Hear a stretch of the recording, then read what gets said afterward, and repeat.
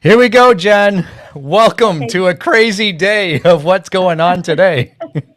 How's it going? Crazy everywhere, I think. Crazy, crazy. We got it's like the world just got reversed on us. It's snowing tomorrow, Yeah. and we found out, kind of mid-morning that the guest that we had lined up unfortunately got double booked for today. So we do what we do best, and that's just pivot.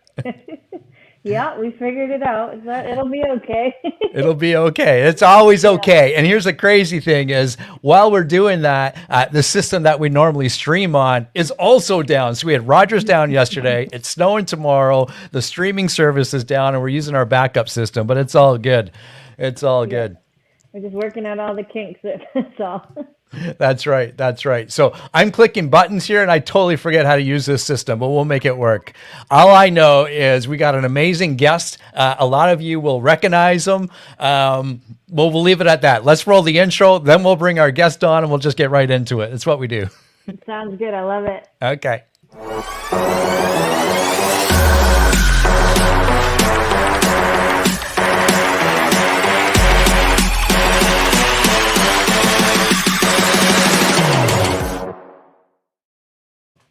Beautiful. So I normally throw it to you to introduce the guest. Are you going to throw it back to me to introduce the guest, or what are we going to do today? I am going to throw it back to you, Gary. You know this person a lot longer than I do and probably a little bit better. I could give him a stellar intro, but I would hear what your introduction is going to be. Now you're putting me on the spot, and we should probably just leave him in the green room for half an hour here. Yeah. It is my utmost pleasure. How about that? As I got him drinking a glass of water, Mr. Sir Colin Campbell, my partner in crime on many levels, and of course, our co-host of the Not So Black White Real Estate podcast. Shameless plug. Sorry, Jen. And Yeah, I'm getting used to it. yeah. Colin, welcome on this side of the show. Now, we got to set some ground rules before I get into, your backstory a little bit. You are a guest on today's show. You are not a host. Do not be asking us questions. Jen and I will not be answering them. It's funny because when Gary said that I'm going to come on, I said, Gary, I'm going to start asking you questions. He's like, no, don't. You were on the other side. So don't flip the script. Thank you. Thank you for reminding me. Yeah. Okay. So who is Colin Campbell? I'll give you my version and then we'll ask Colin for his version. And then Jen will probably figure it out somewhere in the middle. Yeah. So I met Colin. Colin and I have known of each other probably for at least 10 or 11 years. Yeah. Funny thing though, we didn't meet until our worlds collided at Keller Williams, which is the funny thing, about 7 or 8 years ago. And when somebody sits down in front of you, you're like, you know that guy? I know that guy. You know her? I know her. Like, we don't know how we've never met before. And since then, we've done many things together. Of course, our podcast, business relationships, our families get together, all sorts of stuff. I'm proud to call Colin a true friend. A true friend. I'm not even sure what that means. I don't know, but if I was one of your other friends, I'd be worried. Seriously, I'm going to start getting lots of texts now. Okay, am I the untrue friend or the true friend? Hey, depends on the day. That's all I got to say.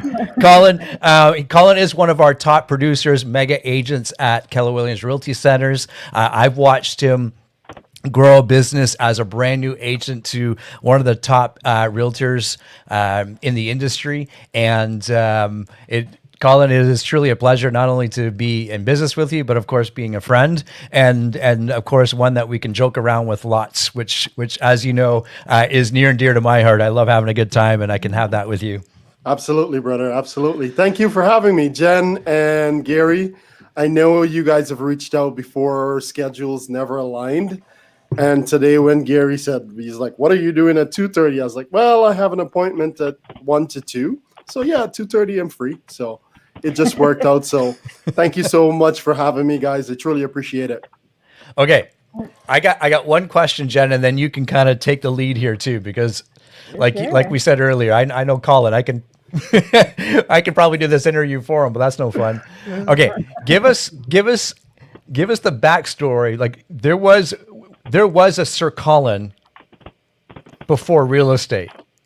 So take us on a short journey before real estate, and then we can get into all the other fun stuff. Okay, Sir Colin, where did that come from? It's funny because so many people ask me that, and most of the times I never answer it.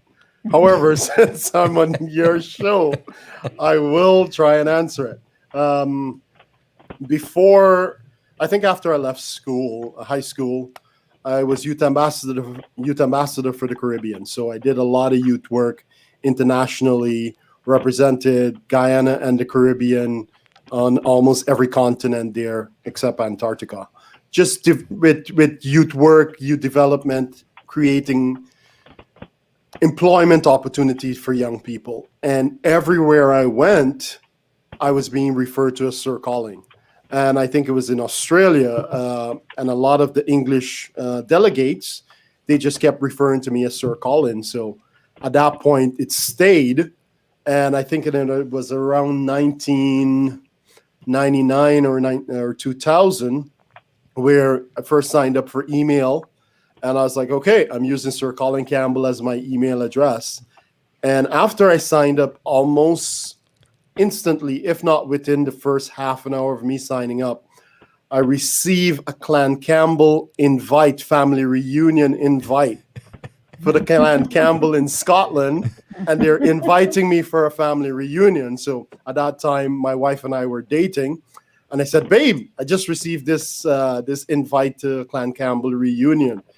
And she looked at me, she's like, I would send a photo of yourself if I were you. Just to make sure they know you were from the darker side of the family.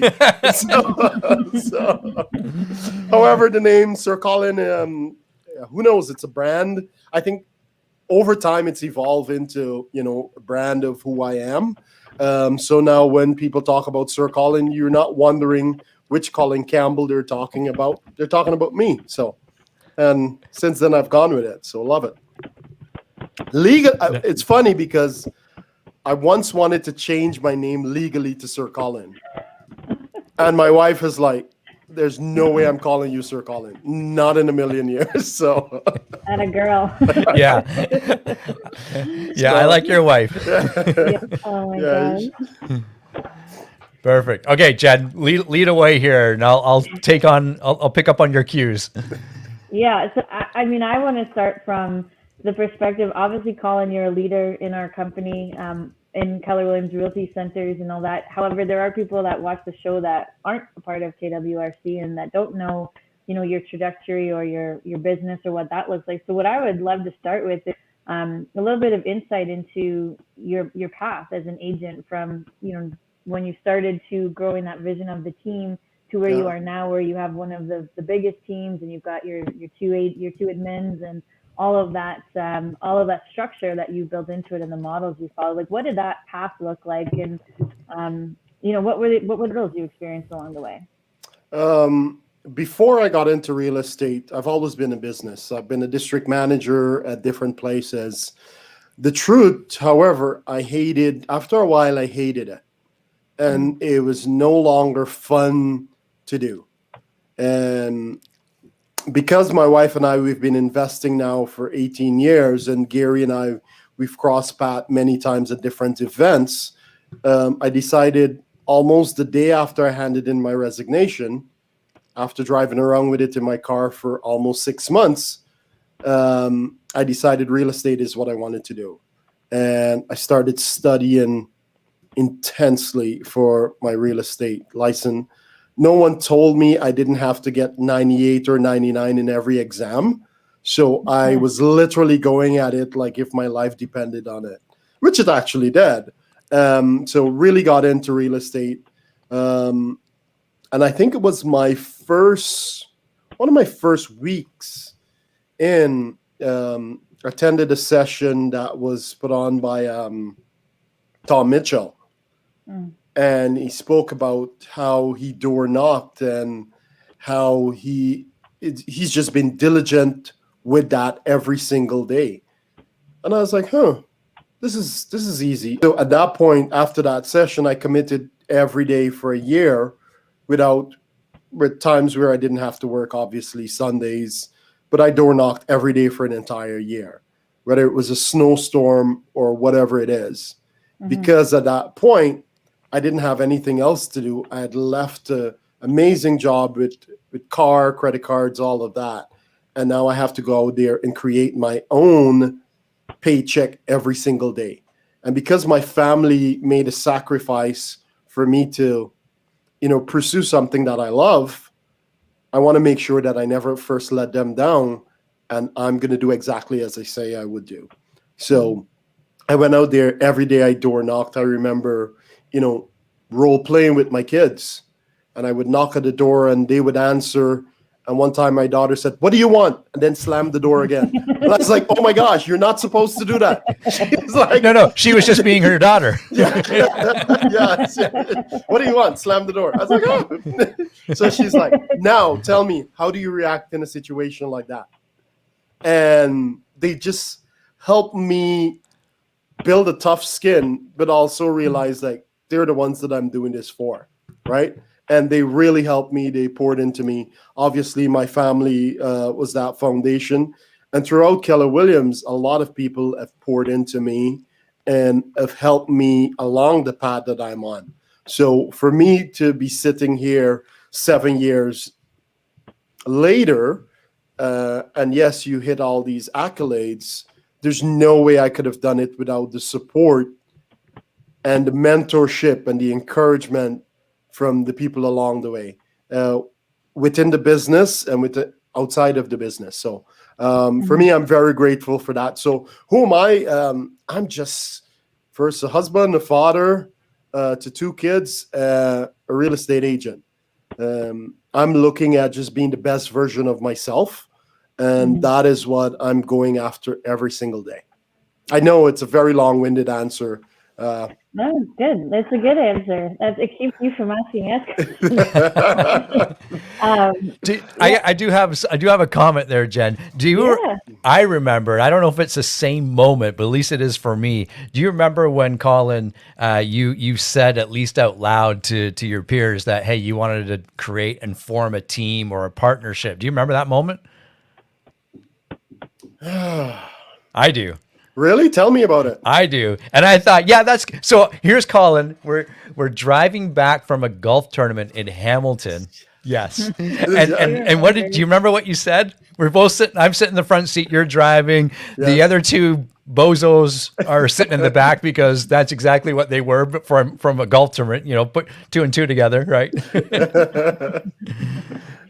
Do you remember what you said? What did I say? But I remembered it. I remember us driving back and we were talking about it. Yeah. So I remember Colin precisely saying, I think I want to create a partnership or a team.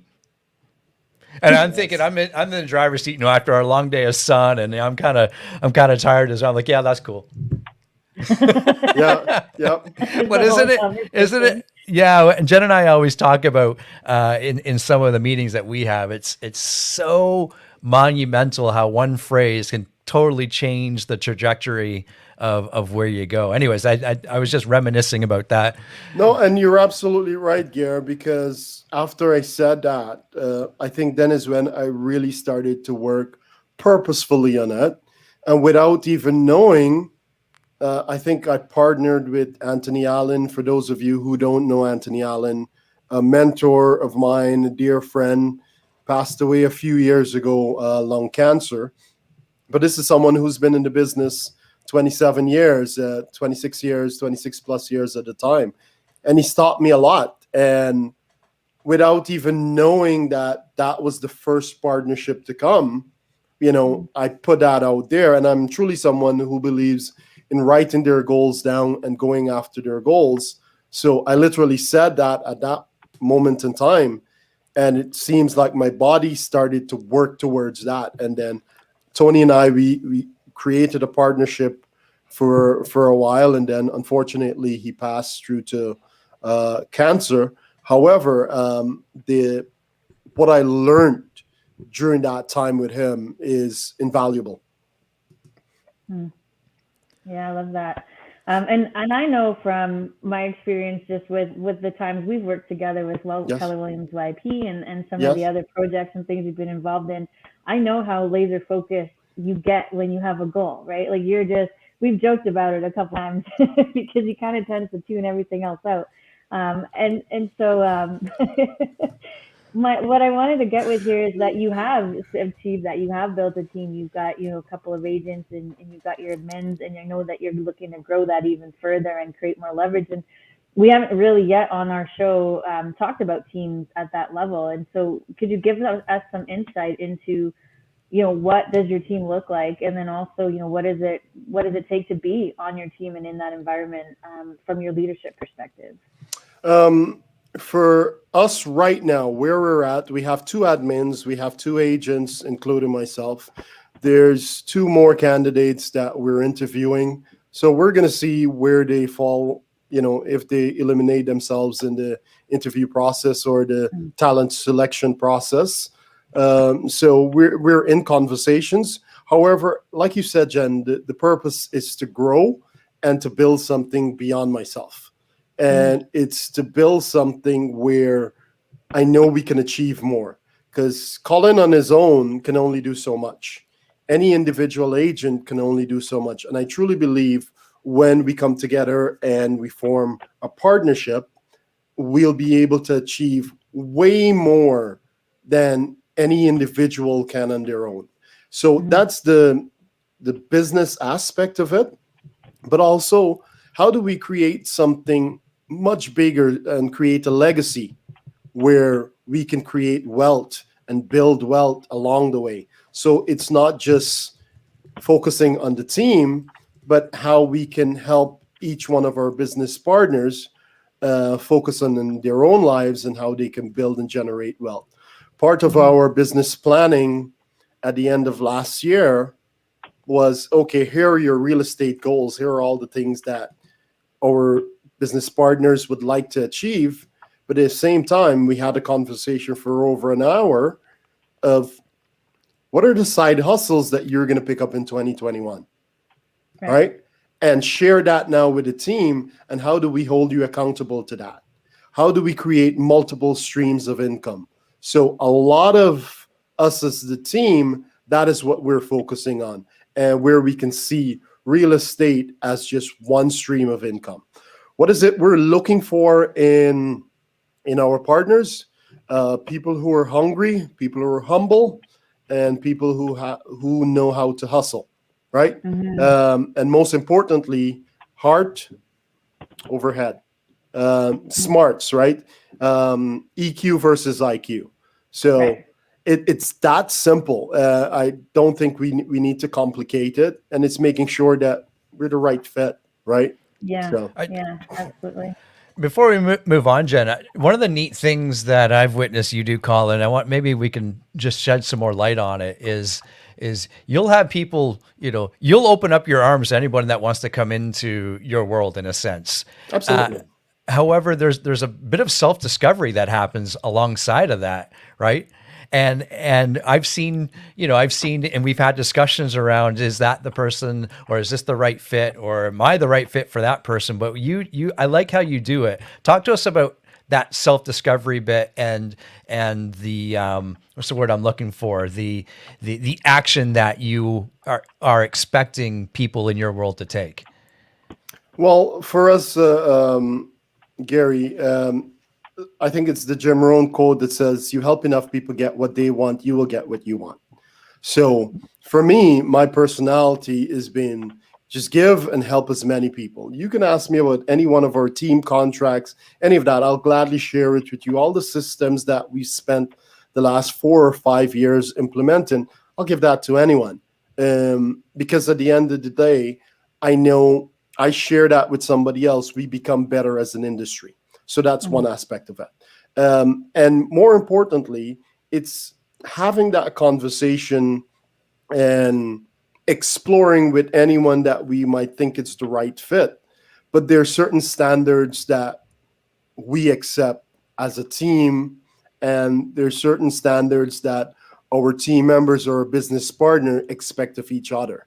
So yes, we could start the conversation, but 2 weeks in or 3 weeks in, you're going to find out very quickly if this is the pace you want to go with, right? Because if everyone is going at 120 miles an hour and you want to coast at 60, you're going to quickly self-discover like, maybe I'm running with, I don't know.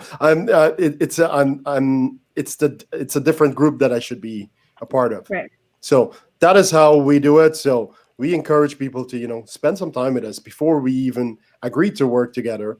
Let's test drive this car. Let's check under the hood to make sure we're right. And then as long as it's a good fit, then we talk about partnership. I love that. That's a great piece of advice, right? It's like, let's date before we get married. Yeah, yes. It's a good idea. Okay, I want to shift a little bit and just get back to more of like business right now, because obviously we're all being impacted with COVID and restrictions and all that's going on. And you've traditionally been as you mentioned, a heavy lead gen, door knocking, cold calling, all that stuff. So what are you guys doing as a team right now to lead generate, to make up for the fact that we can't do some of those activities? And what are those results looking like? For us, lead gen part, we're still on the phones. We're heavy on the phones. And I know I spoke about door knocking before. Within my first year and a half, I quickly realized the more contacts I made, the more contracts I wrote. So contacts equals contracts. And I switched over to the phone almost immediately, and I haven't looked back since. So we're still on the phone. COVID hasn't really affected us. Even a year ago when this was all new, it was just reaching out to everyone. How are you doing? How are your family doing? This is just a care call. So we weren't necessarily affected by it. However, we're started to see over the last 3-4 years, every year we're losing about 12% of our telephone numbers because everyone is getting rid of telephone numbers. It's all going to cell phone. Right. So with that, we started to work heavily on our database to make sure referrals are coming in from our database and our business partners. So that is one aspect of it. And we started to purposefully look at social media and how we can generate business from social media. Yeah. So those are 3 pillars right now that we're working with. I have noticed your social media game has stepped up a little bit. You guys have some good content these days. I specifically like the ones with you and Jason personally. But just going back to that for a second, with COVID, and I know you didn't change your method of lead gen, but how did your scripts change? How did your conversations, moving past the care call conversation, into September, October, through the winter months, and now into wave 3, I guess, of lockdown? What are those calls looking like these days? Well, the call is basically just to explore who's considering a real estate move. And you want to get that message across in the shortest time possible. So, hi, this is Colin from your local real estate team. We're just reaching out to the neighbors to see, are you considering making a real estate move this year? That's it. It's that simple. A lot of them are going to say no, but then we're going to have some hesitations. We're going to have some, yes, call me back. And these are the ones we start to nurture and we work with.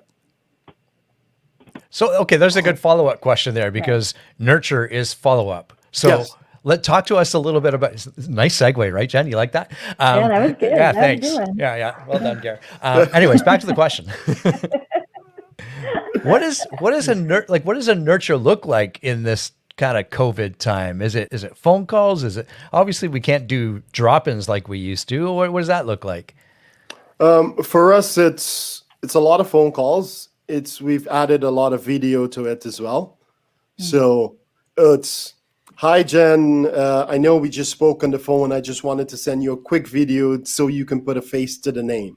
Here are my digits at the bottom. Any questions you have with regards to real estate or anything where it comes to your home, reach out and let me know. My team and I will gladly help.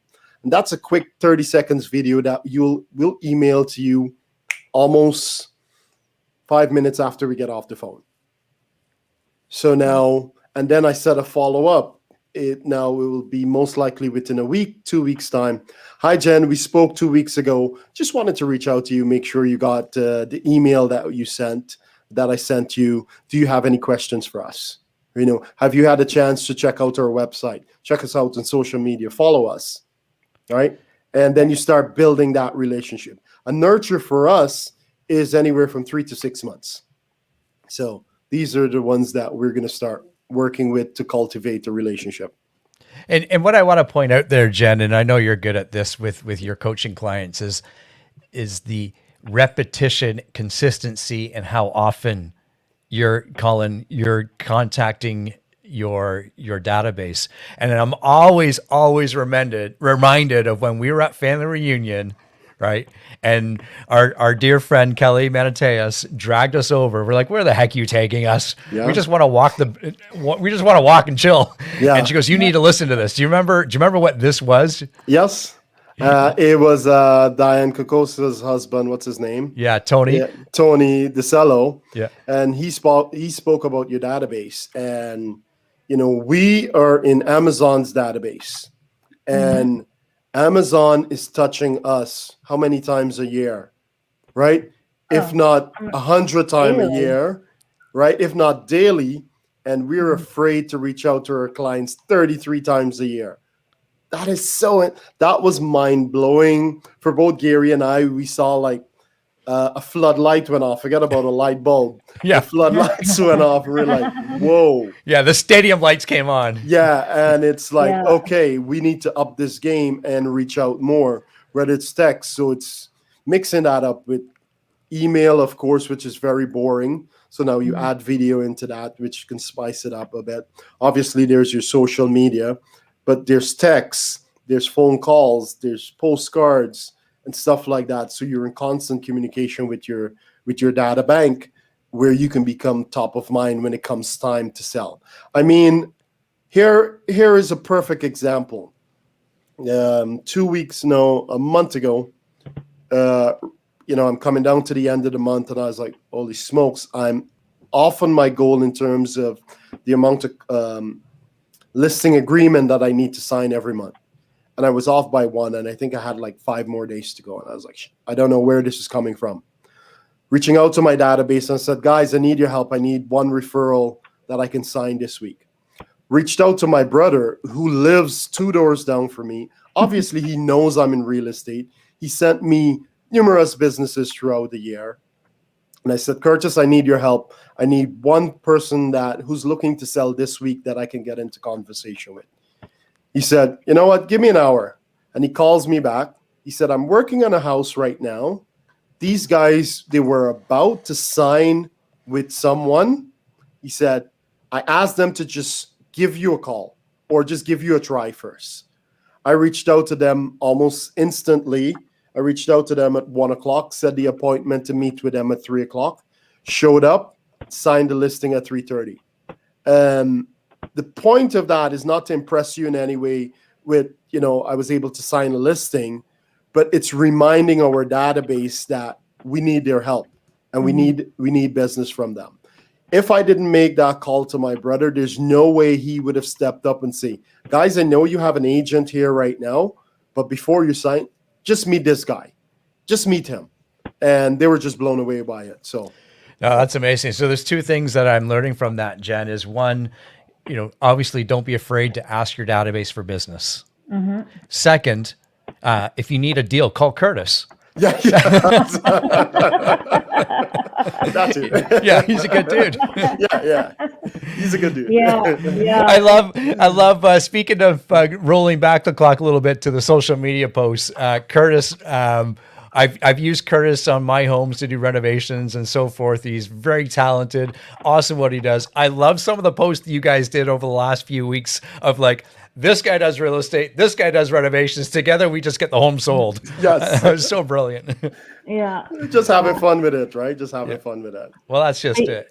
You know what? It is such a funny thing because we talk about that, you're being authentic in your social media and how you're going to connect with more people and get more engagement by doing that. And when we try to make it more contrived, we have less of, we get reach, but we don't have the shares and the comments and the engagement.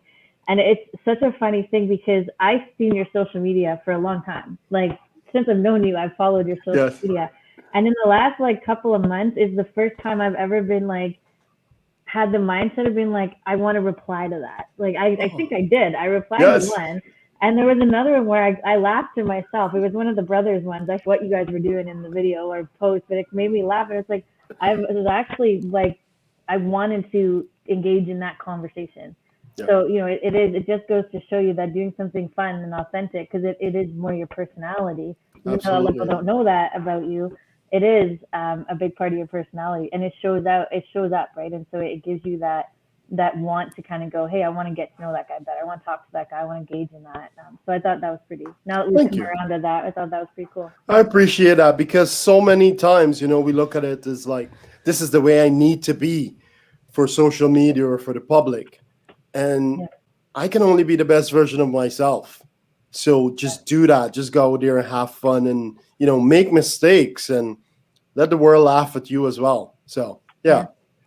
Yeah, absolutely. And I think you just nailed it without maybe realizing it. When we start to think, who do I need to be in a social media world, we've disconnected already before you even put the post out there. Yeah. So it's just, when you have that moment of, I just want to post this, or this will be funny, let's try this. That's the stuff that's going to get you to where you need to go, right? And even, we talked with Stevie a couple of weeks ago, and her TikTok and how that's getting all blown up and crazy. And she's just being herself. If you watch the video, she's actually quite funny, and she's very engaging, but she does it in a way that's very authentic to her. It's her personality, it's her energy, it's her vibe, and people relate to that. So I think the more we get caught up in the semantics of how we look, the more of a disservice we're doing to our business. It's Absolutely. an interesting dynamic. Yeah. Yeah. Interesting. Beautiful. So we're through one quarter of the year, and now even like 2 weeks, almost 3 weeks into the first, or the second quarter. And you mentioned earlier about staying on track for your business. I can tell you, but I want you to tell our audience how important it is to keep track of your numbers and keep track of your progress so you hit your goals. I think that's an important conversation that, quite frankly, realtors don't have enough and don't hold themselves accountable to it enough. I'd love to kind of open that can of worms for a couple of minutes. For me, it's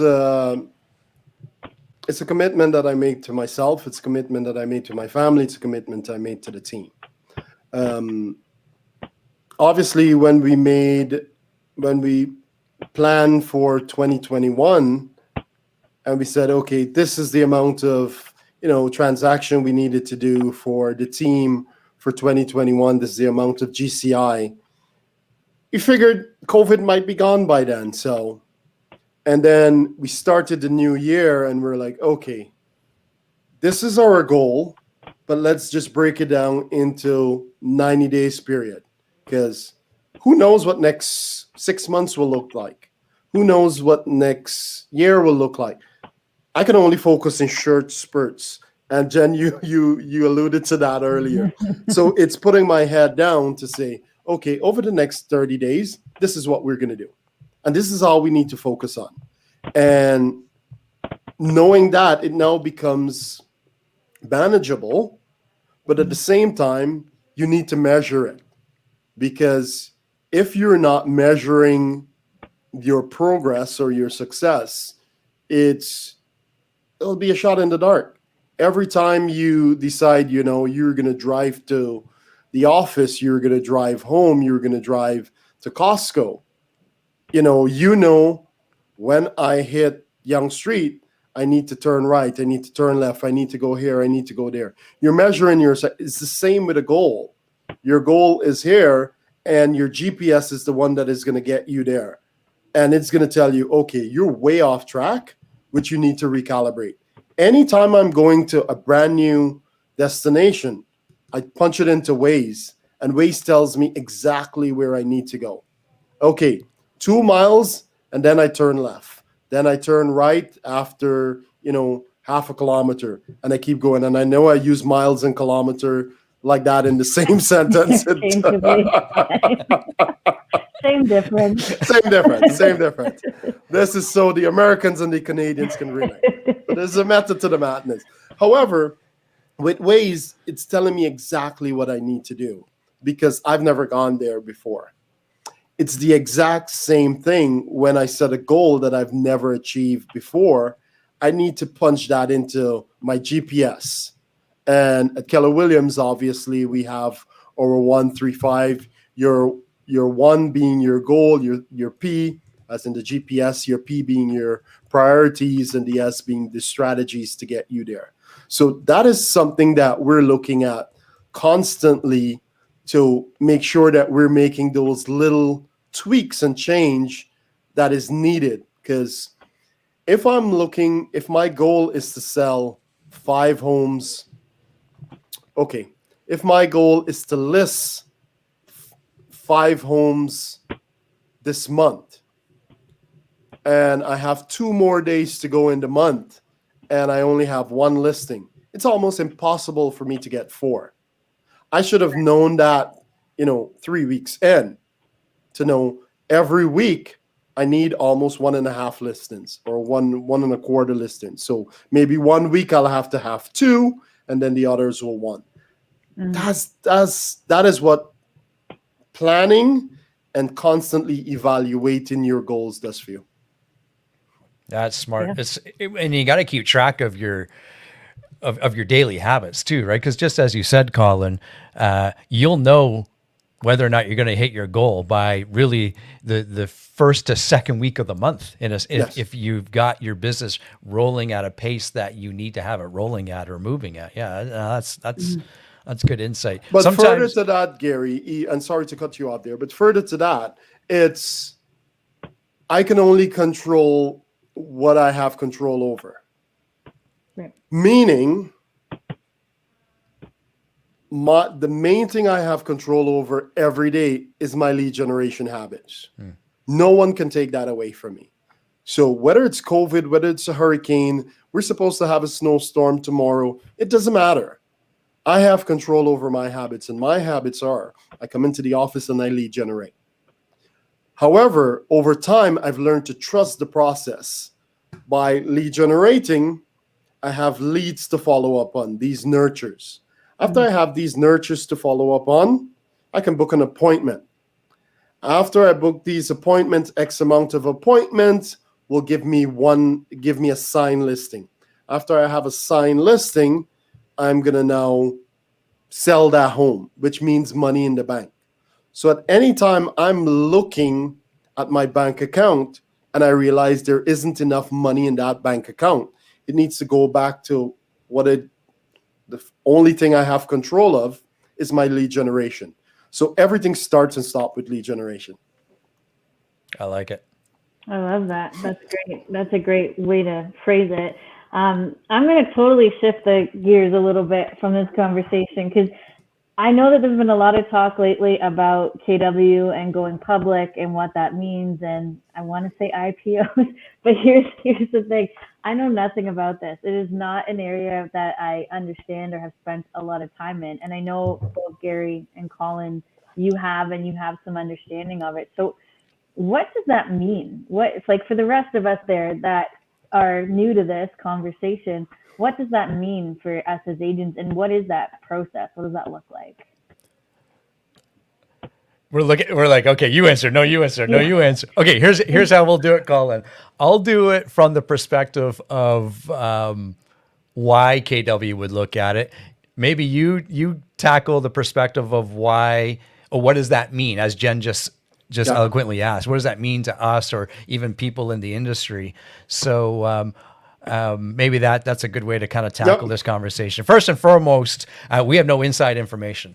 Let's just kind of put that out there. Nor Colin, Jen, myself, or any other KW leader at this moment knows if we're going to go public or not. It has been suggested that we're looking at 3 different ways to generate funds, and by going public, a company will go public to do so, to generate funds, so they can go invest back into the company for different various reasons. Why would KW do that? Well, especially after Gary Keller, if you follow Gary Keller, he's been saying for years, I will never go public. He shared a story a few weeks ago with the leadership of KW. Said, there once was a time that I said I would never franchise the company. And boy, are we glad he ever decided to go against that, because think about there would have just been one KW office in Austin, and that would have been it. And that decision, when somebody sat him down and got to show him the bigger picture, or maybe explained it to him differently on how he could, because remember, Gary Keller just loves to help agents and support agents. And this was a way, franchising was a way to accelerate that. So, you got to move with the times. And we've talked about that many times. You can stay with what's working today, but that's not necessarily going to get you to where you want to go tomorrow. So let's circle back to why KW would look at doing that now and going public and raising funds. And then Colin can explain perhaps what that means to us as individuals and as a company. There are other companies around us with a tremendous amount of public and public resources to do acquisitions, to invest in different software, to invest in the company. And when you are a privately held company, you only have X amount of resources at your fingertips. And while be it over the last number of years, KW has been able to remain at the number one spot for agent count, production volume, everything like that worldwide. Just as I said, you can't remain doing the same thing and stay at that number one or stay ahead of the game. And when you've got some big players out there that are aligning themselves with other big players, you can watch on the sidelines, or you can get in the game or stay in the game. And Gary Keller wants to make sure that KW stays in the game. So by going public is certainly one way to do that. And Colin and I have had these discussions in the past. Colin and I hate using the word dabble. We invest in the stock market, so we have some understanding of what that looks like. Are we professionals? No. But are we leveraging some of our knowledge and our peers' knowledge? Yes. So we do follow it to some extent. And there is a huge opportunity there. I'm sure Colin can fill us in some of the gaps that I'm missing here, but just an incredible opportunity to go public at this current time. Colin, what am I missing? I know there's lots there, and I purposely left some out, but for me, you didn't leave anything out, because at the end of the day, it's opportunity. It creates opportunity. Every company that has gone public, they've gone so to raise money, right? Apple could have stayed a privately held company. There's no way Apple could have been able to do all the great things that they've done and expanded so fast and grow to almost one of the biggest players now in the cell phone industry, right?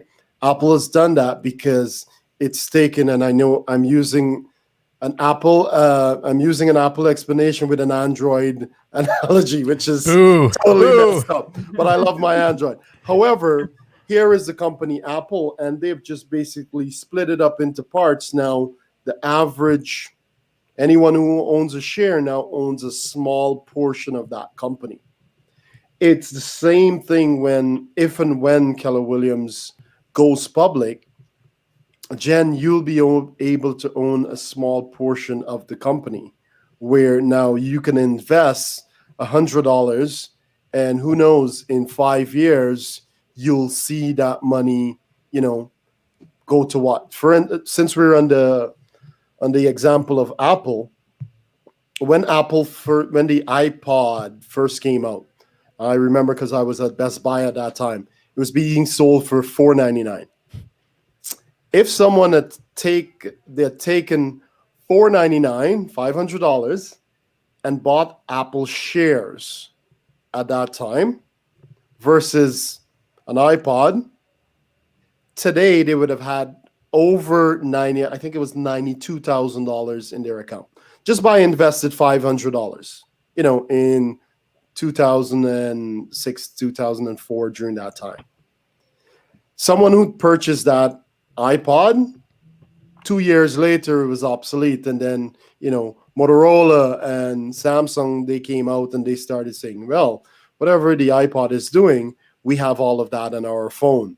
So things like that change, time change, but investing in a company that you work with and you own, it just creates more opportunities. Now you can start looking at that as an added stream of income, where you were to put aside, $1,000 a year, $1,000 out of every deal that you make, now you were to buy shares into that company. So many of us use Apple products. How many of us own Apple, as in a piece of that company? So, well, I know you do. I know you do. Oh, sorry. I didn't realize that was a rhetorical question. So for me, at the end of the day, what it means for us as agents, it just creates more opportunities, and it allows us to raise massively higher amount of money that now we can go out there and buy other companies. Let's say X company is selling at $2 billion. We can literally write a check and say, now here you go. Now we own you. Right. And we can become that juggernaut, just like Apple has done, just like, Tesla has done. Exact same thing. Yeah, no, it's without getting into like the true semantics of it. When Colin and I follow different IPOs and different companies coming to having their public offerings, they're coming to the table and having their public offering with huge amounts of debt, and they're still getting incredible valuations. And what we love about KW is they have zero to little debt. And the largest real estate broker in the world has just come off their best year ever, and also one of the best quarters that they've ever had. Actually, it's the best first quarter that they've ever had. That's just fueling the fire. And I don't want to, get everyone's hopes up on what that valuation could be if it does become public. But just, the ball is in our court. Maybe that's a fair way to say it on what that could be. And maybe, as Colin said, maybe there's going to be opportunity for us as agents to own part of that company. I've been fortunate to be a part of an IPO before, and not every IPO is a home run, but there's typically maybe a single or a double in there, and there is tremendous amount of financial opportunity here for our agents. We always talk about generating wealth, creating wealth for others and for ourselves. This is going to be one of those other opportunities for sure. And for me personally, everything indicates that we might most likely go there. However, my wife will tell you I've been wrong many times, so we'll see if I'm right or wrong on this one. But with that being said, at some point, if the stars line up that we are going that way, we definitely need to educate our agents in how this can benefit them. And maybe that little monies that they might have saved in the bank, which they're really not making anything on, invest it in an IPO like this. Obviously, there are risks involved with it, but here is a company that you've been with for how many years? There's zero debt. We have the real estate brokerage side of it. We have an appraisal company. We have the mortgage associated with it. We have the AI associated with it. So Keller Williams, we know it. There's so many different parts of it that on its own can be very successful. Now, all of that is under one umbrella. Why not own a piece of it, as in owning stocks, shares in the company? So that's how I see it. Yep, the big O word, opportunity. We like that. Opportunity. We like that. And you know what? Like, we've all been, so Jen, you've been with KW, I think, the longest. Yes, definitely the longest. But yeah, I think I joined in 2007. Yeah. Yeah. But over that time, like, Jen, wouldn't you agree? Like, it just keeps, not reinventing them. KW doesn't keep reinventing itself, but it keeps adding tools to the tool belt, right? Yeah. And it keeps shifting. For a while, right? Gary Keller said we were a tech company, and everyone kind of laughed at him. Well, what has everyone done? They've all become tech companies, just like Apple did years ago. They became a music company. Yeah. Well, they actually became, a tech company that happened to sell music, right? Mm-hmm. And that's simply, that's how the real estate world adapts and changes and so forth. I think it's a really cool opportunity. Yep. Well, it's a growth journey, right? Being with KW as long as I have, I've certainly seen it go through its waves of, mindset and shift. And sometimes when you reflect back on it, I always equate it to your own personal journey of growing up, right? Where it's like, in your infancy, you know what your world is, you know what you know. You don't know what you don't know. Then you learn a little more, you get a bit more exposure, you grow up, you go to high school, whatever, your mindset changes, your understanding of things change, the way your outlook changes. It's no different for a business, right? And if we're not growing and changing, we're stagnant. And I'm more concerned if we were the same KW now that we were in 2007, because that would be we're no longer relevant. Relevant. What's Yeah. relevant? Thank you. Yeah. We're not relevant, right? What are we doing? What happened? Where did our leadership go? How are we stuck in 2007? Like it's 2021, right? So I think that growth and that change has to occur in order for us to stay ahead of the game. And for anybody, for your own business, as agents, we talk about this in coaching all the time. Like, what did you do to grow today? Right? What did you read? What conversation did you have? What gratitude did you give? What mindset did you have that allowed you to grow a little bit or have a better conversation or whatever that looks like? If you're not thinking that way, you're going to get stale, right? You're going to get stuck. So, and I think it's huge for Gary Keller to come out and say, yeah, you know what? I did say that. He's been preaching that for a long time. It was one of the first things I said, Gary, when you told me. I was like, wait a minute, what? He said we would never do that.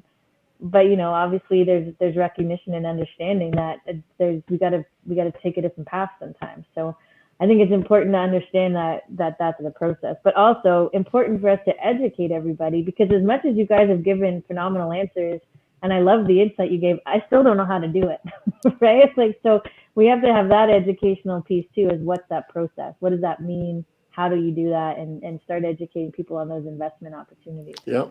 Well, that's what's great too, Jen, is like, even your coaching clients and your experience, like we have enough people, enough of the right people in our world at KW here and outside of that to get that expertise and to ask questions and to learn from each other. That's the one thing that I just love with the people that are surrounding us, right? Absolutely. Yeah, absolutely. And when they're not here, we can find them. Yeah. Because everybody's got a great network, right? KW or non-KW, we have great relationships and great opportunity to open the door and go, hey, come teach us that. How'd you do that? Right. I want to know, right? As Colin said, right? Can I have your listing presentation? Yeah, sure. Awesome. I want to go sign a listing in 30 minutes too. So come tell me what you did. That's the meeting we're going to have after this meeting. Nice. Very good. So, Colin, apart from another shameless plug, how do people get in touch with you? There's a big sign behind you. I'm not sure if you're aware of this, the Not So Black White Real Estate Podcast. How do people get a hold of you? They can call me 416-302-2210 or follow me on social media. Anyone on social media, Sir Colin Campbell. Beautiful. Thank you, Svetlana. Thanks for watching, and thank you everyone for watching. Okay, as I said at the beginning of the show, this is our backup platform. I need to learn how to click some buttons, but this has been another. Hang on, I'm going to get to it. Yeah, another episode of KWRC TV, where you can find us on Facebook or YouTube. I didn't say it. I got the right name in. And also on your podcast player of choice. Everyone, for Sir Colin Campbell, thanks for being here. And of course, for Jen Silbernagel, I'm Gary McGowan. Have an awesome week. We'll see everyone next week. Bye for now. Bye, guys. Bye, guys.